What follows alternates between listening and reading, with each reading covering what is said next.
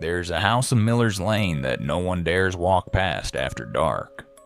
The windows are always dark, the roof sagging like a broken spine. People say it's been empty since the 1970s, but lights are seen flickering in the cellar some nights. Not candlelight. Fluorescent. Cold and greenish.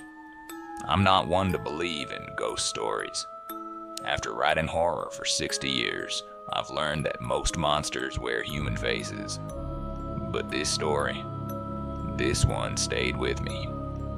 It happened to a boy named Thomas Grail. Tom was 15, smart and quiet.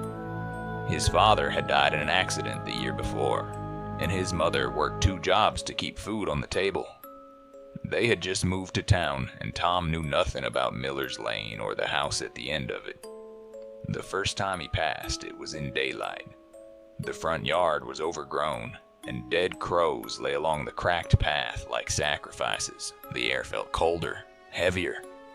Still, he walked by, headphones in, blocking the world. That night, he had a dream. In it, he stood at the house's front gate. The cellar door yawned open, and something whispered from below, "Come down." "We've been waiting." He woke with a nosebleed and the sound of knocking, slow and hollow, on the wall beside his bed. The next day, he told himself it was stress, but something pulled at him. After school, without really deciding to, he walked back to the house.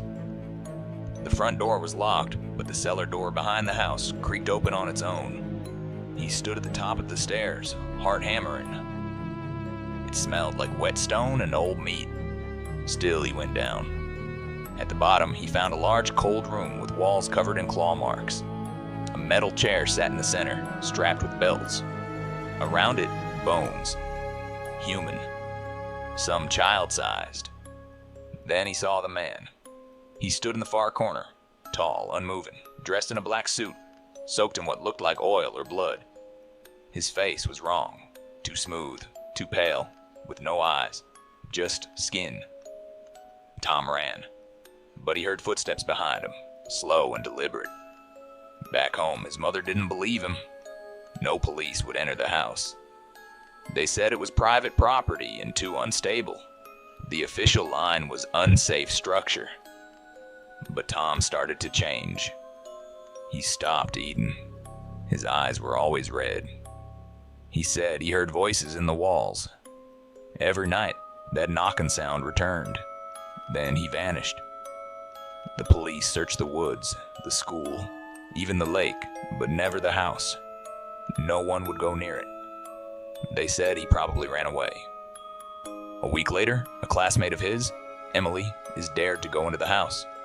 Her friends wait outside, laughing nervously. She doesn't come out. They hear screaming from the cellar. Not one voice, 2, then 3, then silence. Only one officer went inside that night. Officer Clay. He was tough, ex-military. He went down into the cellar with a flashlight and a loaded gun. He came back out 2 minutes later. His hair was white. He never spoke again. The town sealed the cellar with bricks and chains, but at night, people still hear noises. Crying, scratching, and sometimes laughter. Not joyful, but twisted, like a child pretending to be happy. Last year, during renovations, the house was accidentally unsealed. A group of teens went in with cameras to film a haunted house challenge. The footage was found 3 days later on a phone half melted by heat. Only one clip was viewable. It showed a dark room, a chair in the center, a shadow walking across the screen, and then the voice. "We're still waiting." The authorities tried to demolish the house. The machines broke. One driver went blind. The rest refused to return. Now the town pretends it doesn't exist. They built a fake wall of trees around it. GPS won't even show it. But some nights, especially in October, people hear knocking again. Always 3 knocks, always just before midnight, and sometimes a child's voice whispers behind you, "Have you seen Tom? He wants you to visit. I've written tales about demons and curses, haunted forests and ancient gods. But this one, this house, I never write its name down in full.